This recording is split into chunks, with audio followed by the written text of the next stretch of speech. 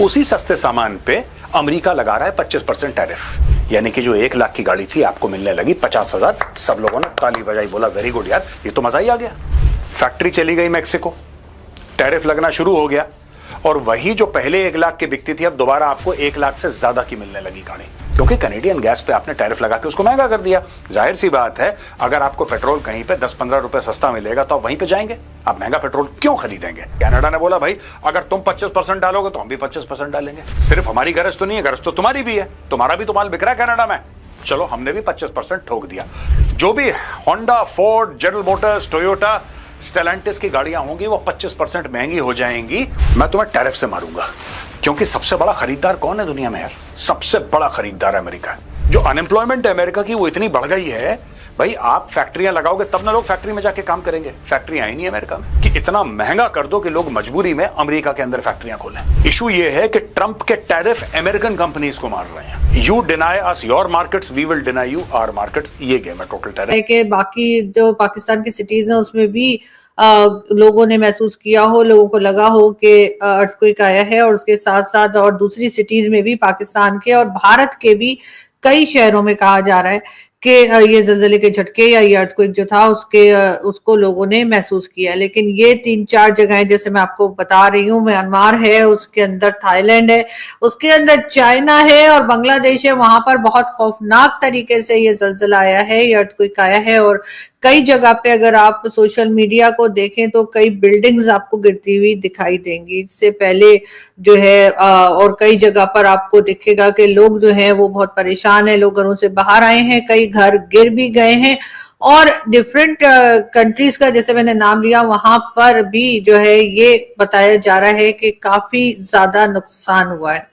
Prime minister Modi की तरफ से भी जो है वो थाईलैंड के लोगों को और कई जगह के लिए उन्होंने जो है अफसोस का इजहार किया है कि ये अर्थक्वेक आया है। अभी तक कोई ऐसी चीज जो है वो हमारे साइंटिस्ट भी जो हैं वो नहीं बना पाए हैं पूरी दुनिया के, जिससे ये पता लग सके कि अर्थक्वेक आने से पहले लोगों को बचाया जा सके, उन्हें बताया जा सके या उन्हें इन्फॉर्म किया जा सके। तो बहरहाल ये चीजें जो है ये फिलहाल अभी जो है लोगों को नहीं मालूम है, और ये चीज अभी तक हमें पहले से पता नहीं। की दहशतगर्दी बढ़ती जा रही है।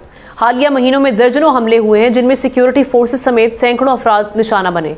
ये दहशतगर्द तंजीम अब पाकिस्तान के साथ साथ आलमी अमन के लिए भी खतरा बन गई है। जी हां, अमेरिका की 18 इंटेलिजेंस एजेंसियों की रिपोर्ट ने अमेरिका के लिए खतरे की घंटी बजा दी है। इस रिपोर्ट में टीटीपी को अमेरिका के लिए मुस्तकबिल का मुमकिन खतरा करार दिया गया है।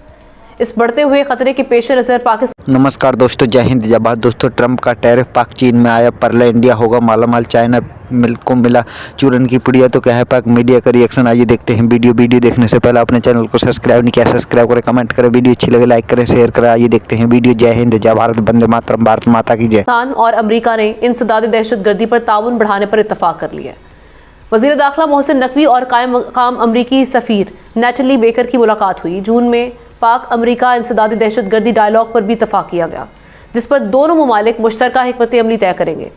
टीटीपी कितना बड़ा खतरा है और पाक अमरीका ताउन इसकी दहशतगर्दी के खिलाफ कितना मौसर साबित हो सकता है, मुख्तलिफ मामलात पर हम तज्जिया लेते हैं। तशामुल हक साहब और साथ ही साथ प्रेसिडेंट ट्रंप ने कार टैरिफ अनाउंस कर दिया है और दुनिया को शॉक कर दिया है।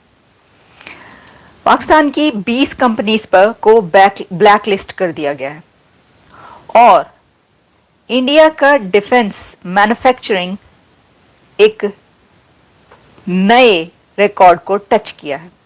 तो चलिए सबसे पहले बात कर लेते हैं कि ये जो कार टैरिफ्स हैं ये क्या हैं। अच्छा, अब जैसा कि आप जानते हैं कि टैरिफ्स की तो काफ़ी दिन से बात हो रही है, और वैसे तो प्रेसिडेंट ट्रंप अपने हर नए ऑर्डर के साथ और नए फरमान के साथ दुनिया को हैरान करते चले जा रहे हैं। अभी वो चैट का जो मामला था, चैट लीक हुई थी, अभी तो उसके ऊपर बात हो रही थी, लेकिन डोनाल्ड ट्रंप की तरफ से एक नया एग्जीक्यूटिव ऑर्डर जो जारी किया गया, उसमें कार एक्सपोर्ट करने पर उन्होंने टैरिफ लगा दिया है। वैसे तो कार पर टैरिफ अनाउंस किया है जो है 25%। अब जो कंट्रीज अमेरिका को गाड़ियां देते हैं, अपनी गाड़ियां एक्सपोर्ट करते हैं अमेरिका को, उनके लिए बड़ी मुश्किल पैदा हो गई है। उसमें कौन कौन सा कंट्री है? उसमें कनाडा है। कनाडा तो वैसे ही किनारे लग चुका है, कनाडा को तो वैसे ही पासे लगा दिया अमेरिका ने। उनको तो कहा है कि आप हमारे अंदर शामिल हो जाएं एक स्टेट बनकर, तो उसकी तो आप बात ही छोड़ दें। लेकिन कनाडा के अलावा जापान है, साउथ कोरिया है, मैक्सिको है, ये वो कंट्रीज हैं जहां से दोस्तों ट्रम्प्स टैरिफ वॉर्स, ट्रंप ने जो टैरिफ लगाए हैं खास तौर से ऑटोमोबाइल कंपनीज पे और जो काउंटर टैरिफ लगे हैं, आज का एपिसोड ट्रंप के टैरिफ्स के नाम। ये जो वीडियो है ये कॉम्प्रिहेंसिव टैरिफ्स की बात नहीं करता, ये एक खास सेक्टर के बारे में बात करता है, क्योंकि ट्रंप ने इस सेक्टर के बारे में बहुत बातचीत करी थी जब वो अपना प्रचार कर रहा था चुनाव का। अच्छा, डेट्रॉइट एक शहर है अमेरिका में, डेट्रॉइट को बोला जाता था the automobile capital of the world. दुनिया का ऑटोमोबाइल जहां पे भी बनती हैं, जो भी बड़े बड़े ब्रांड्स हैं, उनकी राजधानी। धीरे धीरे जापानीज ब्रांड्स आए, धीरे धीरे साउथ कोरियन ब्रांड्स आए और हल्के हल्के से जो अमेरिका की हेजेमनी थी कार्स की, वो हो गई डाउन। और अमेरिका ने पैसा बचाने के लिए दूसरे देश अपनी मैन्युफैक्चरिंग देना शुरू कर दिया। कुछ बोला कनाडा तुम कर लो, कुछ बोला मैक्सिको तुम कर लो, कुछ बोला यूरोप तुम कर लो, कुछ बोला चाइना तुम कर लो। अब जब ट्रंप आया है, ट्रंप कह रहा है कि तुम क्यों कर लो, सारा का सारा जो सामान है वापस अमेरिका आना चाहिए, सारी की सारी मैन्युफैक्चरिंग वापस अमेरिका आनी चाहिए। इसमें एक बहुत बड़ा विरोधाभास है दोस्तों, और इस विरोधाभास से आज का मैं वीडियो शुरू करने वाला हूं। विरोधाभास क्या है? देखिए, अमेरिका में मैन्युफैक्चरिंग होती थी और अमेरिका में जबरदस्त मैन्युफैक्चरिंग होती थी।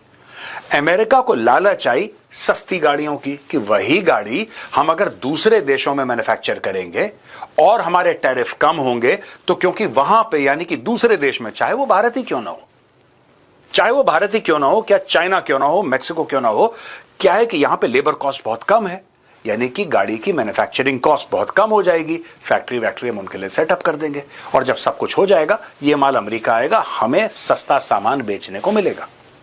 आज की तारीख में उसी सस्ते सामान पे अमेरिका लगा रहा है 25% टैरिफ। यानी कि आप छोटी सी बात समझ लीजिए, माना कि एक गाड़ी जो है वो 1 लाख रुपए की है, उदाहरण दे रहा हूं आपको, 1 लाख रुपए की गाड़ी। आपने बोला साहब यही गाड़ी अगर मैक्सिको में अगर बनती है और अमेरिका आती है तो हमें 50,000 की मिल जाएगी, राइट? 50,000 की मिल जाएगी। तो आपने सारी की सारी मैन्युफैक्चरिंग मैक्सिको में डाल दी, आपने खुद अगला टावर के नाम से एक बिल्डिंग हुआ करती थी, जिसमें के यानी रिहायशी बिल्डिंग थी, लोगों के घर थे उसमें, वो पूरी की पूरी बिल्डिंग गिर गई थी और उसमें रहने वाले बहुत से लोग जो थे वो अपनी जान से चले गए थे। लेकिन बात सारी ये है कि पाकिस्तान में अभी तक इस किस्म की बिल्डिंग्स बनना शुरू नहीं हुई हैं, जो कि या अगर हुई भी है तो थोड़ी बहुत है। बिल्कुल हर बिल्डिंग जो है वो इतनी स्ट्रांग और इतनी महफूज नहीं है कि जिसको आप ये समझें कि अर्थक्वेक को सह जाएगी, अर्थक्वेक आएगा तो ये बिल्डिंग्स गिरेंगी नहीं है, इसमें क्रैक्स नहीं पड़ेंगे। बहुत बार ऐसा होता है कि इस्लामाबाद में अर्थक्वेक आता है और इस किस्म की लोग जो है फौरन ही खैर घर से बाहर निकलने की करते हैं और कहा भी यही जाता है कि फौरी तौर पर आप जिस बिल्डिंग के अंदर है उस बिल्डिंग से बाहर आ जाएं, और उसके बाद बिल्डिंग्स में क्रैक्स भी पड़ जाते हैं। लेकिन बात सारी ये है कि बात सिर्फ यहीं तक नहीं रहती है कि बिल्डिंग से बाहर निकल जाएं। बिल्डिंग से जो लोग बाहर निकलते हैं उसके बाद वो उसी बिल्डिंग के नीचे में देखती हूँ अक्सर खड़े रहते हैं, तो उनको मैं ये जरूर कहूंगी कि उधर खड़े रहने का कोई मतलब नहीं है। और अगर खुदा ना खास्ता कोई बिल्डिंग गिरती है और आप अगर बाहर निकल भी जाते हैं और आप उसी बिल्डिंग के नीचे खड़े हो जाते हैं, तब भी आपको नुकसान हो सकता है। तो इसलिए लोग जो हैं वो उस बिल्डिंग के नीचे ना खड़े हों, बल्कि आगे की तरफ कहीं चले जाएं, किसी ग्राउंड में चले जाएं, किसी ऐसी जगह पर चले जाएं जहां आसपास इस तरह से बिल्डिंग्स वगैरह। खुशामदीद कहते हैं नाजरीन। आज का हम सवाल ये है कि अडयाला जेल में कैद इमरान खान ने हुकूमत या सिस्टम को मुआफ़ी देनी है या उनसे मुआफ़ी लेनी है? ये सवाल इसलिए उठा क्योंकि मुफाहमत और मुज़ाहमत के बावजूद तहरीक इंसाफ पिछले 1.5 साल से इमरान खान को जेल से नहीं निकलवा सकी। फिर भी वज़ीर आला KP के अली अमीन गंडापुर ये बड़ा दावा कर रहे हैं कि इमरान खान ने सबको मुआफ़ करने का कह दिया है और आगे से उन्हें ग्रीन सिग्नल भी मिला है। उम्मीद है जल्द ब्रेक थ्रू होगा। जी हाँ, एक इंटरव्यू में इस सब का अली अमीन गंडापुर साहब ने। अली अमीन गंडापुर ये समझते हैं कि अब मंजिल बड़ी करीब है क्योंकि हम अब भी लाजवाब हैं और सिस्टम भी लाजवाब है। नाजरीन, ये पहली बार नहीं हुआ कि जब वज़ीर आला KPK की तरफ से PTI और ताकतवर हलकों के दरमियान ताल्लुकात की बहाली का दावा सामने आया हो। इससे पहले भी कई बार बैकडोर चैनल राब्तों का इशारा वो दे चुके हैं। वो ये भी कह चुके हैं कि गुज़श्ता 26 नवंबर से पहले बानी पीटीआई की अडियाला से बनी गाला मुंतकिली के लिए 80% मामला तय पा गए थे, मगर तब इमरान खान कारकुनों को रिलीफ से पहले अपने